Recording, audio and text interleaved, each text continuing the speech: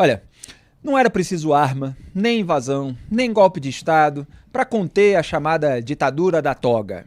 Era preciso, a partir de 2019, manter a Lava Jato, que o PGR petista de Jair Bolsonaro extinguiu, contestar a abertura do inquérito das fake news, legitimada pelo então AGU, advogado-geral da União de Bolsonaro, de quem ele saiu em defesa e depois premiou com nomeação para o STF, criar a CPI da Lava Toga, que a família Bolsonaro sabotou, e aprovar o projeto de lei, que Bolsonaro vetou, contra a decisão monocrática de ministros do Supremo.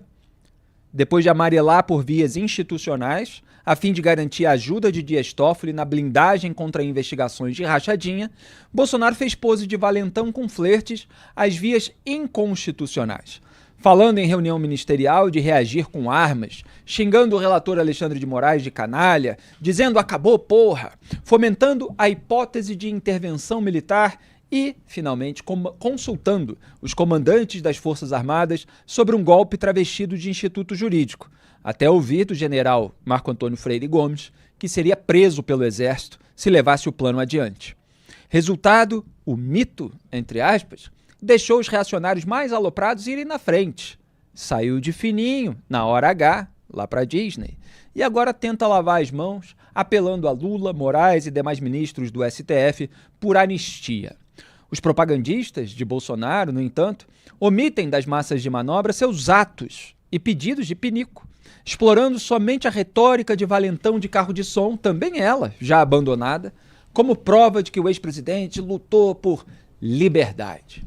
Desde que foi eleito em 2018 e viu o nome do comparsa Fabrício Queiroz na lista do COAF, de movimentações bancárias atípicas, Bolsonaro só luta junto com seus filhos pela mesma impunidade geral que beneficiou Lula em sua volta ao poder. O ex-presidente, em razão de seu rabo preso, desperdiçou todas as oportunidades para conter o sistema que corrói o país inteiro e, em razão da sua recusa em aceitar a derrota eleitoral, forneceu a esse mesmo sistema um pretexto, o de defesa da democracia, para ser ainda mais autoritário. Depois de junho de 2013, quando começaram as manifestações de rua, uma massa crítica ao petismo foi se apossando dos atos, sem saber ainda, naquele momento, os tipos de segmentos que ali se uniam contra os governos do PT, marcados por corrupção, fraudes fiscais e crise econômica. Essa que volta agora, claro. O tempo foi distinguindo entre aquela gente órfã de representação política, quem estava ali por princípios morais que permaneceriam firmes ao longo de qualquer governo ou regime de poder, quem colocava a ideologia e o senso de pertencimento a uma tribo acima da moralidade pública e quem só esperava oportunidade para conseguir boquinhas também.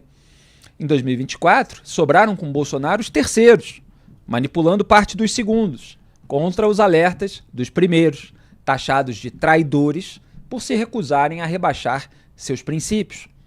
Essa sobra de ativistas e massas de manobra do bolsonarismo, que antes repercutia as denúncias do Petrolão, passou a atacar nas redes sociais ex-membros da Lava Jato, a aplaudir na Avenida Paulista o mensaleiro Valdemar Costa Neto, dono do PL, a aceitar o mensalão orçamentário, a poupar Toffoli e Gilmar Mendes de críticas, a pedir intervenção militar em porta de quartel em Brasília, a invadir e depredar prédios dos três poderes e a passar pano para general de 4 estrelas que fica atrás da mesa com o celular na mão, mandando jagunço virtual infernizar a vida da família do comandante que se recusou a aderir ao golpe ou telefonando para pai de delator de golpistas. Desde sua prisão, Lula jamais imaginou contar com um suposto adversário tão competente quanto Bolsonaro em enlamear o campo antipetista e facilitar a sua estratégia do Lula, de se limpar na sujeira alheia. Até 2026, os representantes políticos desse campo antipetista dependem da sujeira acumulada por Lula e STF em retribuição e da própria capacidade não só de apontá-la e de oferecer alternativas aos brasileiros, mas de lidar, de um lado, com o desgaste do bolsonarismo entre eleitores moderados e, do outro, com a insistência bolsonarista no reacionarismo aloprado, agravada pela necessidade do inelegível e indiciado Jair Bolsonaro de emplacar um aliado ou familiar na presidência da República para blindá-lo mais uma vez. Esse é o xadrez que precisará ser jogado nos próximos 2 anos, sem arma, sem invasão, sem golpe de Estado. Esse foi o texto que eu publiquei em oantagonista.com.br e trouxe aqui para o Papo Antagonista de hoje como editorial de abertura. Ricardo Kertzmann, nosso colunista, está na linha diretamente dos Estados Unidos, ele que é de Minas Gerais, para comentar esse tema também, porque ele sabe exatamente daquilo que eu estou falando. Boa noite, Ricardo. Boa noite, Felipe. Boa noite, Duda. Boa noite também para todos os nossos queridos antagonistas. Ainda bem que você, ao final da sua fala, você chamou o seu texto de editorial, porque eu iria chamá-lo de editorial. E é lamentável, né, Felipe, que tudo tivesse ocorrido dessa forma. Aliás, é impressionante como o Brasil não se cansa de jogar fora oportunidades. Na verdade, o Brasil não. Como governantes eleitos, não se cansam de jogar fora oportunidades de fazer o país ficar melhor, do país progredir. O presidente Lula, quando ganhou a sua primeira eleição, ele reunia, Felipe, condições eleitorais, ele tinha apoio da população, do mundo político, ele poderia ter caminhado com as reformas que o Brasil tanto precisa. Mas não, ele preferiu logo emplacar um mensalão e, ato contínuo, alguns anos depois, dar continuidade, junto com o PT, ao Petrolão. O presidente Temer, quando assumiu após o impeachment da ex-presidente Dilma, também teve oportunidade. E ele, em 2 anos, Felipe, ele conseguiu fazer mais do que os outros, do que Dilma e Lula fizeram nos anos anteriores. Mas aí resolveu se encontrar, né, no escurinho do cinema, não, no escurinho da garagem, com um dos irmãos Batista, e deu no que deu também. Aí chega o mito, chega o presidente Bolsonaro, o salvador da pátria, também com enorme apoio popular, com condições de fazer alguma coisa melhor do que fez desde o começo, porque desde o começo atentou contra a democracia, aí veio a Covid, começa aquela pregação insana contra a vacina, começa a fazer propaganda de medicamento comprovadamente ineficaz, e aí a coisa descamba e chega nesse final melancólico que a gente está assistindo agora, cuja a tentativa de golpe deixou de ser achismo para se tornar realidade, diante de tantas as provas. É realmente lamentável que tudo isso tenha acontecido. E no seu trecho, Felipe, para terminar aqui, uma citação sua me chamou especial atenção, porque diz muito a mim. Quando você se refere às pessoas que jamais abandonaram a coerência, jamais abandonaram os valores anteriores, continuaram defendendo, sobretudo, honestidade, moralidade, probidade pública.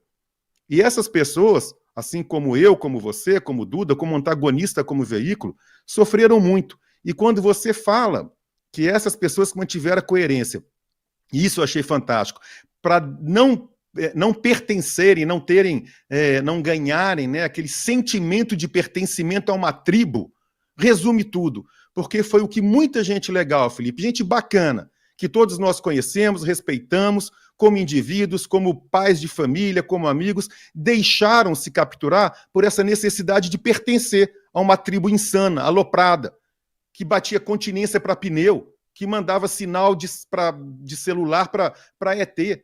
É uma pena que isso tudo tenha acontecido. Mas tomara que daqui a 2 anos, nas próximas eleições, a gente se livre desse ambiente tóxico, polarizado e tenhamos novos atores.